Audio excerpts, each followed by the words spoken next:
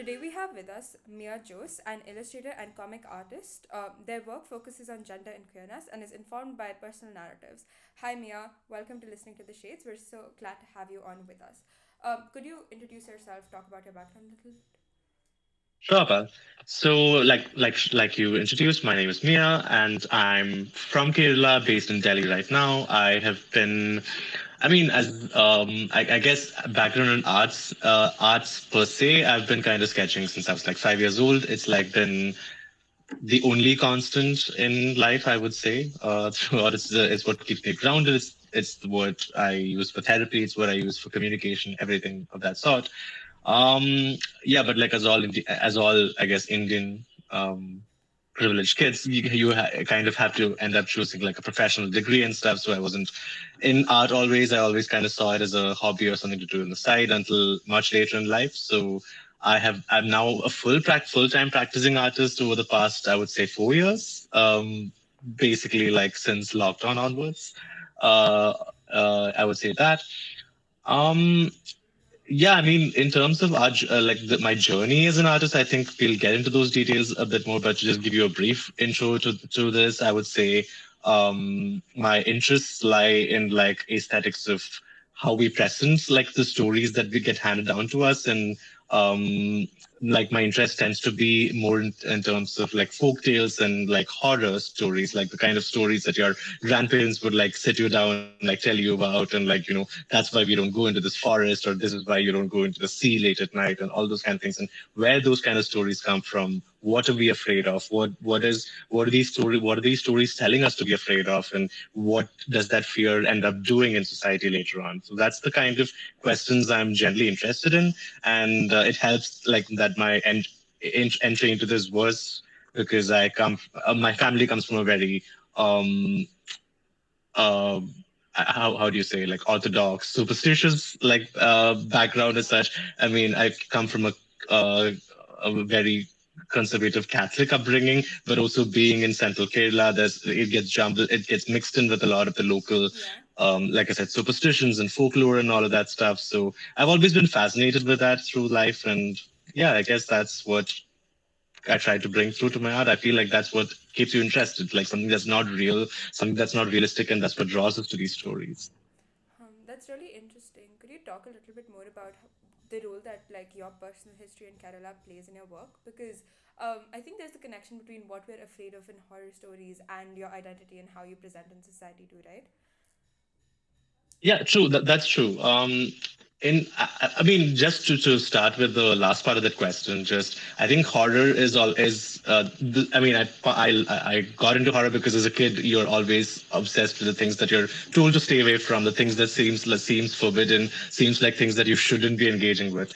But like the more you get into it, I think horror is a very special place of fiction and like storytelling for me, because it's always played this role of like at any given point of time, the kind of horror that is popular or that gets consumed is telling of the times that we're living in. For example, if you look at like Hollywood, and like movies, Yeah. if you look at like the 50s and 60s, a lot of the horror, like zombies and things like that, you tend to represent like cultures that are not really our own, like other cultures mixing in with Yeah. the cultures that we know, and like maybe like even something like the Red Scare or like communism and like things like those taking over the general populace, changing the people that we know into someone else altogether. And then you come into the 80s and 90s, and when there's a lot more in the 70s and 80s, and you have a lot more serial killers, and that's why like there's a lot more stories about serial killers and like violence against female Yeah. people, and that's where you get a lot of stories about those kind of things, about stalkers and killers with masks going around killing babysitters around. And then you come to the 2000s, and nowadays it gets a bit more abstract and cerebral, because right now the kind of horrors that we're dealing with are not really a specific thing or a specific identity, as much as like we're living through a time when there's climate change happening, there's threats of nuclear war, there's a right-wing extremism, there's like all these things happening at the same time, which are not really easy to put a monstrous face to, Yeah. but like kind of present themselves as these elemental forces. So coming back to my upbringing and like that setting as such, like I said, I come from a very Catholic Yeah. background, which also tends to be good fertile ground for horror because as like exorcism, spirits, and like possessions, all these things come part and parcel of it. So like the concept of sin and like what that does to you, and the like abstract concept of what hell is and what Satan is, and all these things are something that was very much a part of my upbringing, and like was something we were always told to be afraid of, that there is Yeah. this judgment day, and there's this like when your sins and your good deeds are weighed against each other, and that mixed with like specifically Kerala folk tales, which also tend to kind of center which in which the monsters tend to be like these not specific to Kerala, but just generally seem to be like these yakshis and all these demons, asuras and all, which either tend to stand in for unconventional femininity, for example, like feminine forms and expressions which are going outside the patriarchal norms, or like people that are not supposed to be mingling in the same spaces with you. And that's where caste and class comes in, like where you have these asuras and like dark-skinned people, like violent people, aggressors, which are coming into this pure household and like infiltrating or polluting the place. So I feel like the cultural stories that I grew up like hearing and learning, the takeaway, even if it's not intentional, it's just something that's been carried on, is that okay, if you're a woman or if you're a feminine represented person, then you're not supposed to go out at night because Yeah. then uh, evil forces are coming out to get you. Or if you're a man and you're going out and you're seeing a woman out at night, then there's something wrong with that woman, and that's why you should stay away from that. And like that's a monster, or there's a yakshi in disguise waiting to tempt you or seduce you into.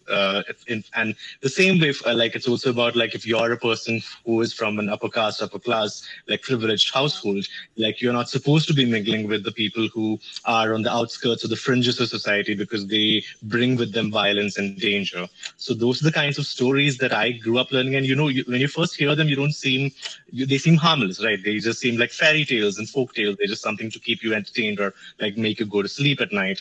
But then you start picking at those things and you see that like even unintentionally you start imbibing and Yeah. like ingraining a lot of those subconscious biases and prejudices through that. So I feel like these folk tales are a form of social control Yeah. and a control of like policing of bodies and like the kind of things that are acceptable or conforming to society's standards. So I think that's what I'm interested in, and that's what I've been trying to dissect through everything, Yeah. every piece of art that I make. That's really Yeah. beautiful. So do you see your work as reclaiming those folk tales, or do you see your work as like kind of adopting the same kind of narrative and language that folktales do, like the visual language, but like changing them or telling different stories through the same medium? Yeah, so I don't think there's a straight answer to that. You can do both. Like I think Okay. specifically in terms of like the feminist movement and the queer movement, when you're talking about that, and like when you're talking about the monstrous portrayal of queer people or like feminine people, then in that space I do try to reclaim, because that's how I've gone into it, and I think that is the way to, because like you're being, it's your identities that are being painted as monstrous and evil or devilish. Then at some point you just need to embrace it and say, yeah, that we are the monster, and like, so what do you do with us now? But we exist still. We're the monster, but Yeah. we exist, and like, what do you do with that at that point? Because and that reclamation gives you a sort of sense of power as well. So in my art, when I'm dealing with like issues of like like of reclaiming femininity or reclaiming queerness, Yeah. that's kind of where I come from, like reclaiming those stories and embracing those characters. But when it comes to things which are not really my identity that's being othered, like the caste angle that I talked about, because I come from a privileged Savarna background, so I cannot really hope to reclaim those identities or do that. So then those kind of stories become more commentary for me to like kind of point out those like exactly what are you being afraid of in this, what kind of portrayal are you doing here, and then make people reflect on like, yeah, what choices you're making based on that. So it kind of changes depending on what kind of uh, identities or stories that I'm trying to work off of. And reclamation is a very powerful tool, but it's also tricky Yeah. depending on what your positioning is. That makes a lot of sense. So, for communities that you're not part of, or that you don't feel comfortable talking about directly, how do you can you elaborate a little bit on how you approach them? So, if you're talking about caste, for example, how can you still imbue the same sense of personal narrative and like connection when you're talking about those things?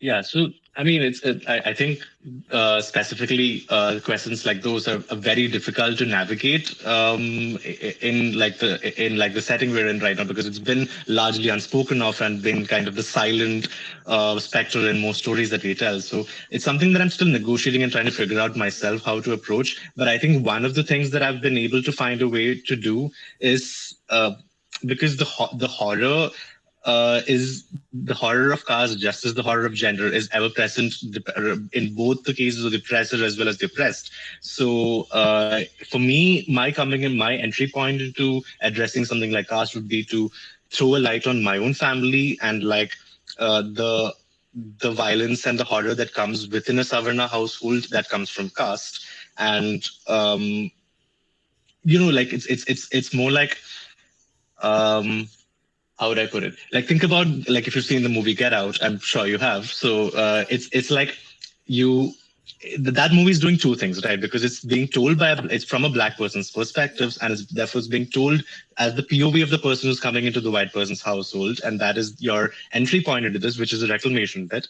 But the other part of it is that you're looking into this white household and you're showing the deeply disturbing violence and like somewhat absurdist horror that exists within Yeah. that like for example like something that always sticks out to me is the scene where the girlfriend is like sitting and like munching on cereal and like she's looking at at her boyfriend being chased by the family and is like it's a very cold like normal kind of thing that she's going through. So for me addressing things which are not where the oppressed identity is not something that I can stay claim to is more to just turn over light onto myself Yeah. and onto my background and say that yes we are the aggressor and we are the oppressor in this case. So how do you show that as the horror like in that situation? Like how do you show that we are the monsters in not a reclaiming manner but in more of a um like we've been taught in these stories to think of us as these pure Yeah. unpolluted protagonists who are going out and the danger lies outside. But like look at it the other way and the danger might lie in your own household. Like for Definitely. example like I mean it's still not a very clear idea. Like I know I'm not putting it out very clearly, but there is this film, again not a perfect example of this either, but there's this film again from my state last year called Brahma Yugam. I don't know if you've heard of it. It is period horror technically, but it follows this character who is Avarna, who is lower caste, who is and it's set like pre-independence times, I think in the 1800s or something, and it's about him chancing upon this ancient, like this old Brahmanical household, which is kind of like broken down and stuff, and this patriarch lives there, and like your first impression is okay, this patriarch is like the savior for this person. He's going to give him shelter and housing and food, and like that's supposed to be seen as charity or generosity, which is how we kind of approach these things. And then as the story keeps going, you see that the monster is the patriarch himself, which is the way to show it, right? Which is the way to kind of shed light on experiences that are not your own, but you're still a part of, because you, regardless of whether you're the person being oppressed or not, you still play a part in that Yeah. oppression. So it's like how the bystander is also complacent and those kind of things. Kind of, but it's also like how do I put this? Like I'm really not getting like references right now. Like I said, I'm still a bit disoriented from my travel and stuff. But another place I'd ask you to look at is there's this graphic novel which was also converted into a movie a couple of years ago called Nimona. I don't know if you've I've heard of heard of it. it. Yeah, I would highly recommend that because that really does. I mean, obviously, context being different, but it really does this very interesting thing because the context is like very much medieval fantasy, like knights and dragons and all those kind of things.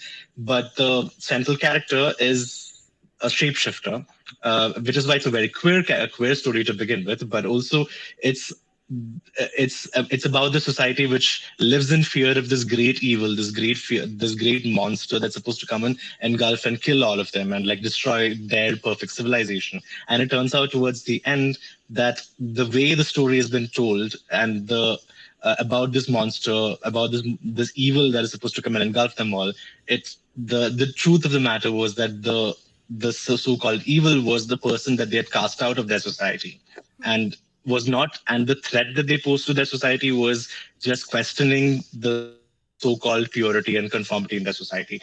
So it's about like showing like your background and exposing the cracks within it, and through That that you makes can sense. see the other side as well. So I Yeah. think that's the way to That's approach it. actually a really interesting angle to take on the like different kind of identities that people negotiate with themselves. Yeah. Um, can you you also like work a lot with like zines and magazines and comics as well. Is there like a reason for this choice? Do you kind of want to destigmatize the kinds of things that you're talking about and disseminate them, or was it just a stylistic decision? It's a bit of both, actually. I mean, on a very simplistic level, I can just tell you that I've always been obsessed with comics. Like, I think the first time Same. I read a comic, I was like, how can you not, like, how can someone read this and not want to make more of these? Yeah, I think comics have always been very fascinating for me because I'm a very visual person, obviously. That's why I do visual art, but I'm also a person who loves expressing themselves through words. But I feel like both of them lack something which the other one kind of fulfills. So therefore, like a mix of text and visuals is always where I find my sweet spot at. And I remember, and specifically, if you're talking personally for me, the main reason I work through magazines, zines, and comics is because of this one comic I read in 2011-10 when I was in high school. It's called Fun Home. It's by this queer cartoonist Alison Bechdel. There, who the Bechdel test is named after, if you know of the test. So, yeah, they came up with that test I along with have their friend. problems with But the fun, Bechdel test, but we will not talk about that. Sorry, continue. yeah, it's been adapted, I think, in different ways by different people since then. Like there's this podcast called the Bechdel Cast, which also does quite interesting work through that. But essentially, the book Fun Home is it's described as a family tragicomedy, but it's essentially the creator, the author, looking back on her childhood, Mm. growing up with a psychiatrist mom and an undertaker, like a funeral manager dad, and trying to navigate her queerness in the middle of that, and then through this reflection, realizing that her dad was also queer. And it's like this combination of like psychology, introspection, memoir, autobiography, like queer theory, all of these things coming together, which I do not think could have existed in any other form. Yeah. Like I don't think you can make a movie which can be which could not have gotten as academic as this graphic novel could have, and you could not have just written a book which would not have hit those emotions and like made you feel that intimate closeness with the characters as the graphic novel would have. And that's why I think as a form, I'm attracted to zines and comics. But yeah, even otherwise, I think generally comics, zines, all these things are very have a very discriminated or inferior place in pop culture and media as such. Like movie people are like, oh, you can just make a movie out of it. There's like 24 frames in each picture. Why would you in each second? Why would you want to make a comic? And people who are like book people were like, oh, This is you're not reading picture serious. books. You need pictures to rely on. You can't just go on words. But like I think each medium brings with its own like strengths and weaknesses, and I feel, yeah, definitely part of it is part of my stubbornness in trying to maintain this medium is because of how people view it and because of the stigma against it. And like I feel I also, and as a pro, also as a positive, because of the stigma against it, there's much less gatekeeping in comics and zines. Like there's not too many people claiming, okay, this is what a comic should be, or this is what like a zine should be. There's way fewer rules, and that leaves way more room for experimentation. So yeah. Yeah, that makes a lot of sense. Especially because the kinds of stories that you're telling are so complicated and they're both personal and political and everything at the same time. It makes a lot of sense. You talked about how you like to kind of use both words and pictures together, and while you do that in zines and magazines and comics, definitely, I've also seen that on Instagram.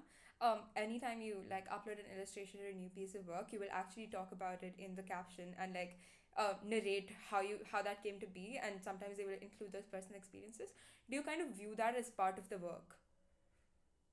Yeah, I mean, I've come to see that as part of the work because that's something I have a conflicted relationship with because my illustration work, where it's just like a visual piece and it's not a zine or a comic, there's no narrative in Yeah. place.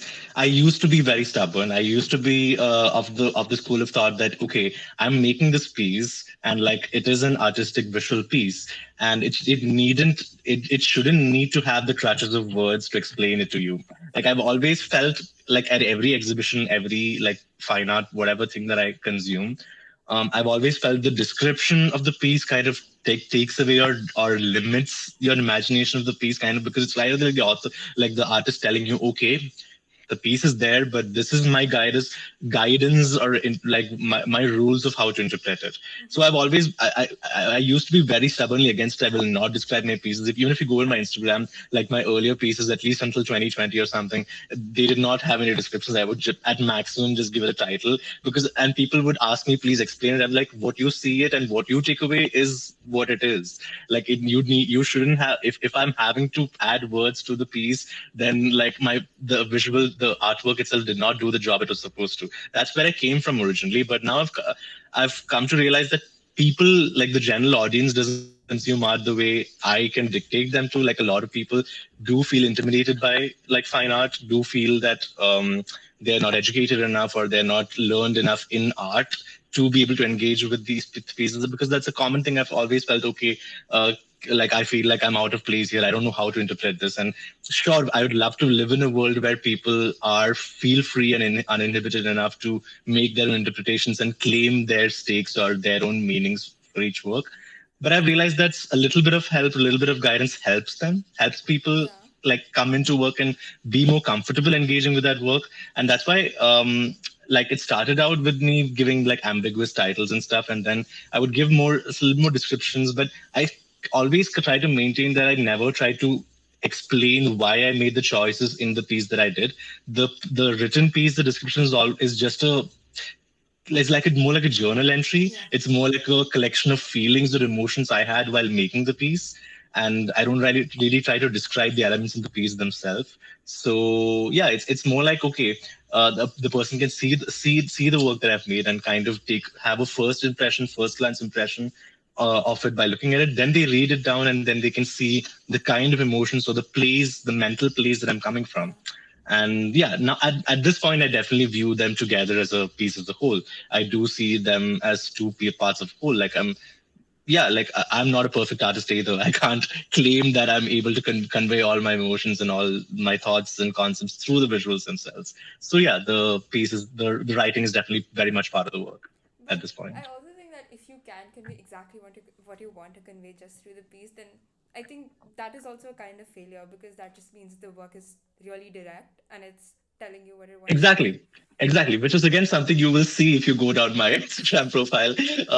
Like I used to do a lot of work which was way more direct, like it was way more like on the nose. Like if you see it, like you should understand. And like I would start getting frustrated because people are not understanding it without the words, and then I would make it more obvious, and then it became to a point where I started hating those elements that I started adding to my pieces. So yeah, like I feel like that tricky line is very hard to walk. So I'm comfortable with where I'm at right now with it. So yeah, let's keep it at that.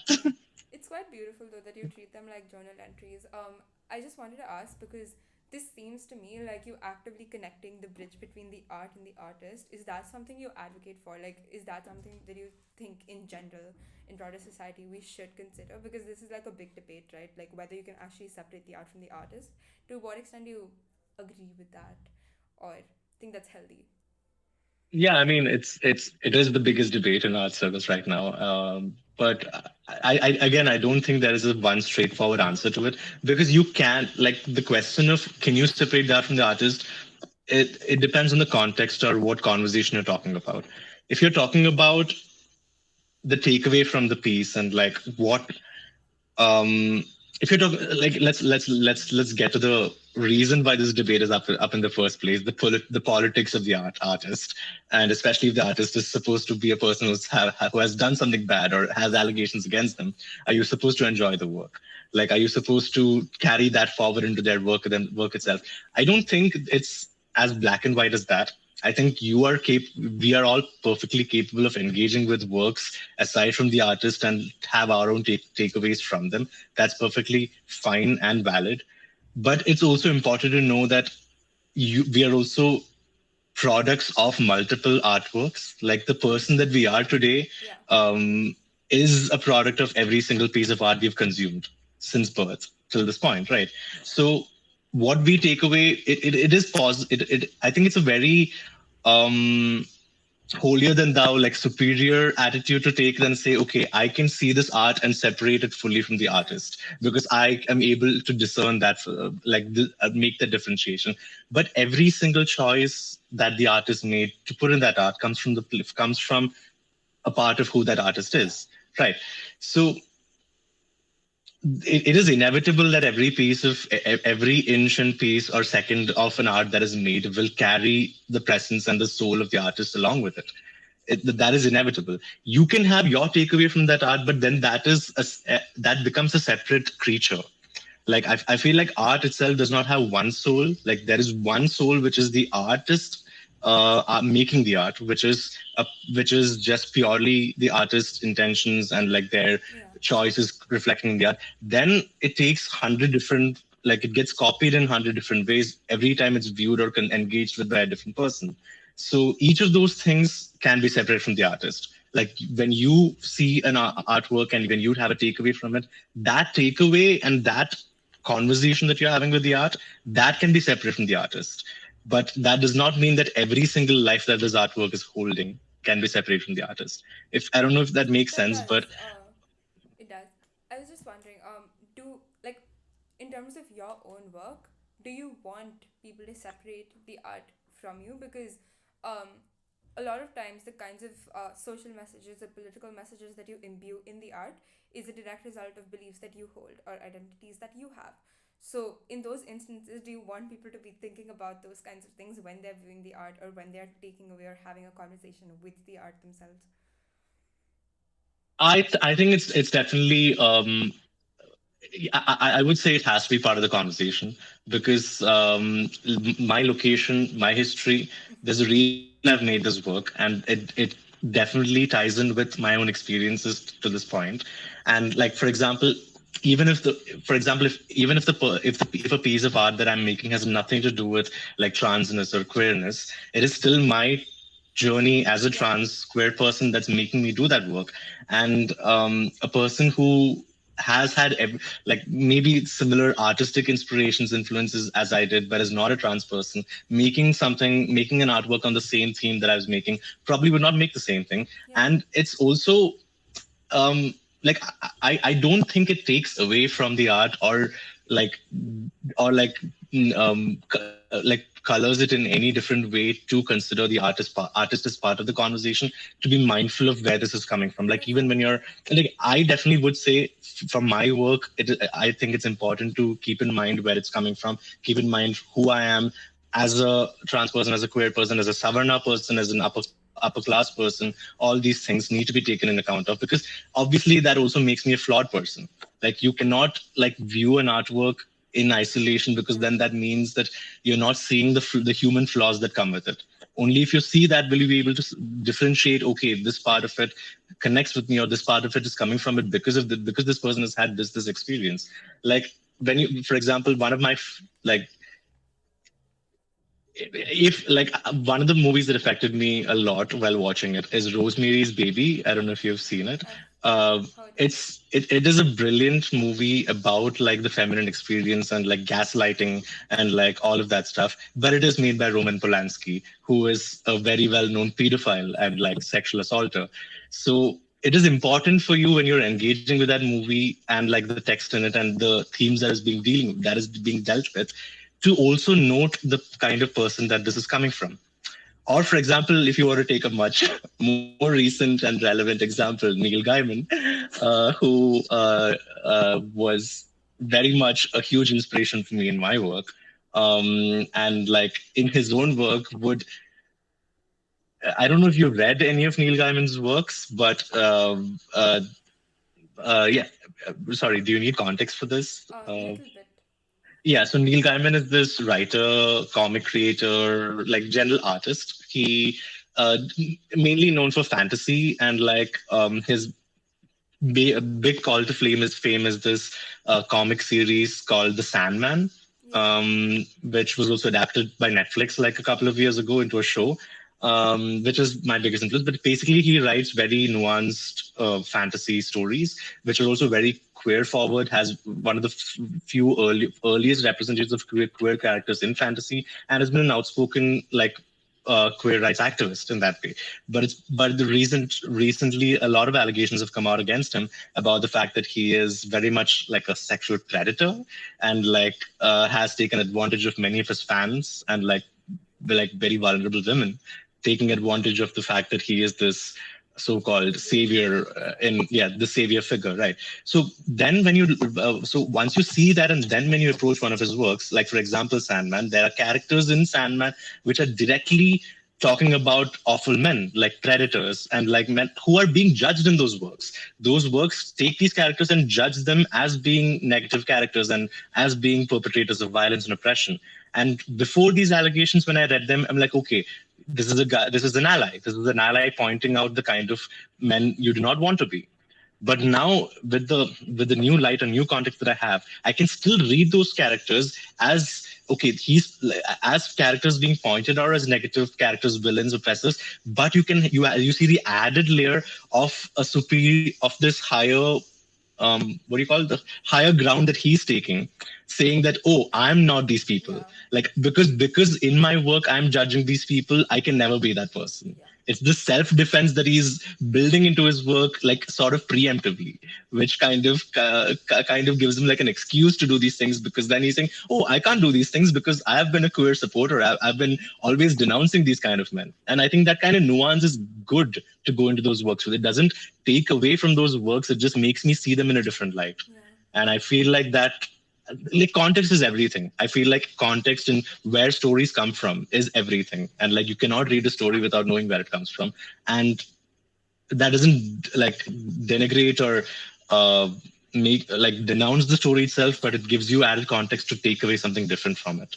That's very fair. And I think it's like humanity and like just humans existing complicates things. So I think that's fine, even that if that happens in art. You talked about how you actively want people to know that like your work is coming from a queer trans experience. I just I just wanted to ask, have you faced any like economic barriers or barriers to like getting your art out there because of the fact that like you want your art to be associated with those identities that are stigmatized and marginalized? And how do how do artists then negotiate that, or how do you think queer artists should negotiate that? um I mean, I don't think I have too much to add to like to. I don't think my experience really speaks to that, because personally, I've never felt an economic barrier or like a barrier in my work for my identity. I've actually felt something quite the opposite, Yeah. um, because entirely that's the other extreme of this, right? Because then, Mm-hmm. especially in today's age, when I mean, soon to be fading today's age, when like queerness, all these things like queerness, transness, all these things are kind of being highlighted, especially in art circles, are being put platform because art circles are looking for diverse experiences and diverse identities. And then it becomes like a tokenistic part of like every exhibition needs like one trans artist or like one queer artist or one refugee artist, all these kind of things. And then there's this pressure for you to play up those identities and like for you to like describe or portray a very specific experience of that identity. For example, I have definitely faced in like some curations and some galleries of an expectation of me to bring in like trans oppression, like what oppression have I faced as a trans person, Yeah. what violence have I faced as a trans person. But like, and then it becomes a sort of performance, like a forced performance of your oppression, like kind of okay, displaying like it is like for a lack of a better word, like oppression porn, right? Like you're supposed to play into those mainstream To be expectations of trans. what, oh, you're trans, of course you've had like, you must have been marginalized, you must have been faced violence, you must have been harassed, you must have been assaulted at some point. So they expect to see that. Yeah. And like that's the pressure I've kind of felt. I've actually not felt economic barriers, very thankfully. Again, I think very largely because I am an upper caste and upper class trans person, not the experience for a lot of other trans people that I know who don't come from that same form of privilege. Because it benefits gallery spaces and curatorial spaces to have like I said, tokenistic Yeah. representation, but then they also want to maintain a particular kind of crowd and a particular Yeah. kind of person there. So a person like me who is fluent in English and like occupies these privileged upper class spaces is much more palatable to them than a trans person who is not, like a member of the hijra community, or a trans person who's forced to do sexual work or like to do like begging, or all those kind of works, who are also artists in their own right. And so those people would face those economic barriers Yeah. and would not be allowed in those spaces. I would be allowed into those spaces, but I face the pressure to play up the Play up. oppression, to play up my identity. Like they're like, your work is not trans enough. I'm like, I am trans, but I'm also these other things. So that's what I felt personally. That makes a lot of sense. You also earlier you talked about your influences, and you've been mentioning a lot of films and artists that have inspired you throughout this conversation. When I first saw your work, it reminded me a lot of Chitra Ganesh's work. I just was wondering, like, what kind of people or things inspire you in general, or like broadly, as you look at your practice. So something that I've kind of, I mean, it started out just naturally because I think, like, given the setting and the family I come from, very non-artistic family, very much like a science background family. Engaging with like art, especially fine art, was not something that was common. Yeah. So I think it started out that way, but I've also reached a point. I do engage with a lot of fine art, but I find it more interesting to take inspiration from art and other mediums, Mm-hmm. because I've there was a point where I used to follow like a fine artists, and like especially like people who sketch and painters a lot more ardently, and then I would feel some of those slipping into my work as well, like trying to mimic a little bit because it's too close to home. So I don't want to. I kind of prefer to take inspiration from from artists who work in other mediums. I Yeah. prefer to take inspiration from filmmakers. I prefer to take inspiration from musicians. I prefer to take inspiration from writers. So in that sense, I can a few people who come to mind. Definitely, film is definitely, I think, obviously the most accessible, like mainstream medium. So that's obviously what I take inspiration the most from. But I am very timely right now. But yeah, I've constantly, always been inspired by David Lynch, and like every single piece of his, like from Twin Peaks to Mulholland Drive, is always like that ambiguity that you play with, like that's somewhere between dreams and interpretation, but like not being brave enough to not to give straight answers, and like leave the audience with questions to go home and think about and find answers to, something I'm very inspired by. So that's definitely a big inspiration. N.D. Stevenson is the artist behind Nimona. Like she Yeah. used to be a webcomic. They used to be a webcomic artist and is now a filmmaker. Like they have directed a couple of shows and movies now, and I definitely take inspiration from them in just in how they navigate their own journey and identity. Because um, they are also trans, they're non-binary, but they're also, every work of theirs seems to be a negotiation of their whiteness also, and how that exists in a world where white oppression is so real. And yeah, so that's something that I go to often for that. And currently, I think film wise, like right now, my biggest inspirations are Robert Eggers for sure. Like horror, like I cannot miss Robert Eggers. Very fair. Watching The Witch was a transformative experience for me. Like there is no movie that has left a feeling like that on me. And the other one is Jane Schoenbrunn. If I don't know if you have heard of her. Uh, they came out their first movie a couple of years ago, and their second movie came out last year. It's called I Saw the TV Glow. Oh yeah, Um, I've heard.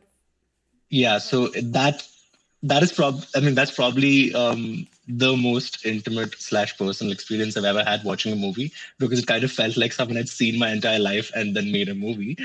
So, but it's also very close to home because that's way more an interpretation of the artists themselves, not the art as such. Because Jane was, while Jane came kind of realized or discovered her transness while in during the course of making her first movie, and then kind of ran with it and like negotiated like things like everything from identity to pop culture to race to American. Like there's so much happening there. I would love to have a conversation with her. But like filmmakers wise, I would say those are the three biggest influences. Otherwise, writers, I used to say Neil Gaiman. I cannot in good faith anymore. Junji Ito still like very much inspires me. He's this manga artist, Yeah. Japanese, and like makes a lot of horror manga, especially. I mean, if you ask him about his work, he usually tends to just say very basic things like, "Okay, I made this because I thought it would be different from what people already see. It seems scary." But I feel like there's something very, very viscerally body horror about his work, which is what I really love, because a lot of my work is about bodies and what makes bodies grotesque and what makes bodies scary. Yeah. So Junji Ito is definitely up there. There's this other manga creator, Satoshi Kon, who is also very much up there. His works, the work called Perfect Blue is very, very milestone for a lot of artists, like people like Darren Aronofsky, Christopher Nolan. A lot of these people have like ripped off literally images from his work. But yeah, Satoshi Kon for sure. Writers wise, I'm like I said, Alison Bechdel like very much still remains a big inspiration for me. Um, yeah, there is this writer that I chanced upon a couple of 2 3 years ago, very randomly actually, because I got a commission Yeah. to do a book cover design for one of their works, and that's how I discovered them. They're this South Korean writer, Bora Chung. She writes slightly dystopian, slightly magical, realist horror stories, which navigate things of like inheritance and family dynamics and generational trauma, which is just She really. wrote Cursed Bunny, right? Curse Bunny, yes, exactly. Curse Bunny, that's the one. Curse Bunny, and then they came out with Your Utopia, which is the one that I designed the cover for. So yeah, I love Bora Chung as well. Those are the names that come to mind right now. Thank you so much. That was very detailed and thorough, and I have a lot of things to look up afterwards. Um, I'm but yeah, sorry if I just no, no, unloaded no. a lot of It's information on you. amazing. It's really amazing. Especially like what you said about like taking inspiration from things that are not in your medium. I think like fashion is a really big one. So like designers, for example, like Rei Kawakubo are like Yeah. amazing, and then Margiela, never, yeah, whatever. You know, um, no, yeah, fashion's actually one of the things that I have kind of a blind spot for. Like, I don't engage with it as much as I would like to. Like, I do. There is this one artist, Jasjot Singh Hans. If you like, they're on Instagram as Jasjot, who also does a lot of like body related artwork. yeah. Like, they're also an illustrator, but they take very strong influence from fashion and what's happening in fashion right now, and how it degenders and demystifies bodies. And I find that work very interesting. And that has been my intro to looking into, okay, fashion can be interesting. And I'm starting to engage with that. I don't think I've engaged enough to be able to pull names from there yet. Yeah. But yeah, I'm definitely looking towards fashion as well. Yeah. But it's like I think it's quite like art in general is like a field where you just take inspiration from a lot of other places. Just to Yeah. wrap this up, two questions. First, like, what have you been working on right now, and why does that excite you? So right now I'm working on this.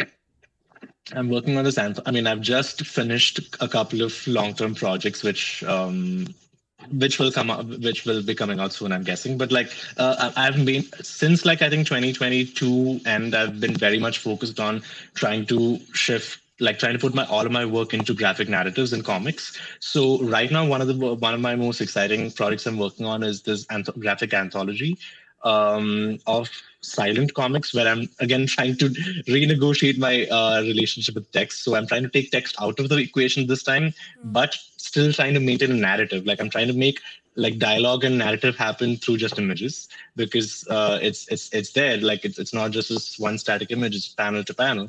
So this is basically going to be an anthology of stories, each of which each I'm currently envisioning it as 5 stories. Yeah. Each of it is going to look into like our relationship with one part of our body, Yeah. and like how That's really interesting. what we expect from that body, and like how the body part subverts it. Sorry, you were saying something. No, I was just saying that sounds really interesting. Continue. Yeah, so I'm kind of done with a couple of the stories on that so far, but yeah, that's something I'm very excited by. The other thing that I'm working on is sort of a longer term project, and it's a bit more autobiographical in some way, and that's more to do with how transness and like a non-binary identity engages with different kinds of physical spaces, especially. And this is going to draw a lot more theory in there, because I mean, if I didn't say it before, I was trained in legal research. I went Oh, like yeah. I did law, so I'm very much fascinated by with how legal structures and institutions kind of police bodies. So this one's more about a way of exploring how trans bodies negotiate with different physical spaces like public transport, just public roads, your family homes, all those kind of things. So, Could you talk? I know this has been like 45 minutes, but can you talk a little bit more about the last thing? I think it's really interesting. How do you approach transgender from a legal framework, or how are you thinking about it right now? this started out as a project I proposed for for a fellowship I did last year. So it's essentially drawing from lived experiences. It's Yeah. drawing from experiences of my own as well as other trans friends of mine. But it is very much about that negotiation that you need to play with these two goalposts of femininity and masculinity when you don't really fully subscribe to either one of them. Hmm. Like I feel like the seed of the idea started with how during my transition it kind of was like, okay, the goal was trying to like reject all forms of masculinity and trying to adopt fully the conventionally expected feminine, and like trying to play into that fully into society's expectations of that, and then finding myself a bit uncomfortable with that also, Yeah. and then coming to the realization that like there is these goalposts are imaginary, right? They are imaginary, except that's how we navigate life. But there's bits of both in each one of us, and there's no point defining what exactly you lie in, but at every single given point, depending on things like your legal markers, like your passport, your identity Yeah. cards, or things like just very hard to hide features like your Adam's apple, things like those things, all every single marker on your body, on your documents, are the way that people around you, the state, the government officials, kind of scan you and need to box you, because the the government and the state cannot really function the way it is right now unless it pegs you into a very specific Yeah. category.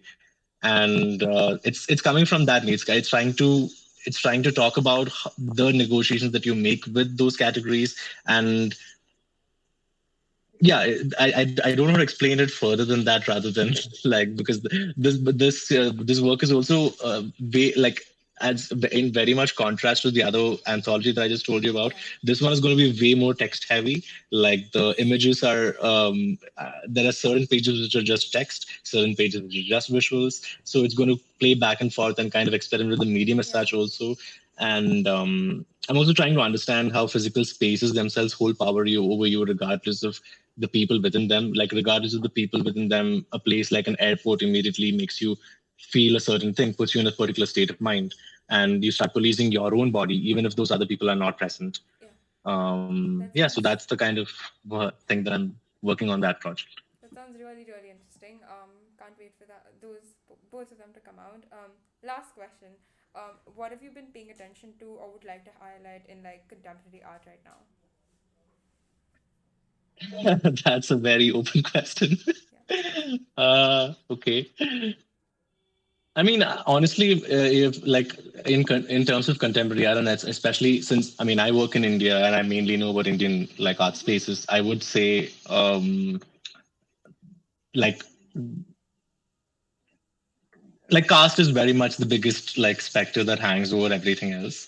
Like I said, even like when everyone still wants to include like trans voices, queer voices, all these things, but then there's still a question of what who like which kind of queer voices, which kind of trans voices, which kind of marginalized voices are you trying to include? And even when you include those kind of voices, the way of including them, like I said, like the pressure to play into society's expectations of what these identities are going through. For example, like I said, for as a trans person, like there's a very specific idea of what kind of art a trans person should create and the kind of experiences they must have gone through.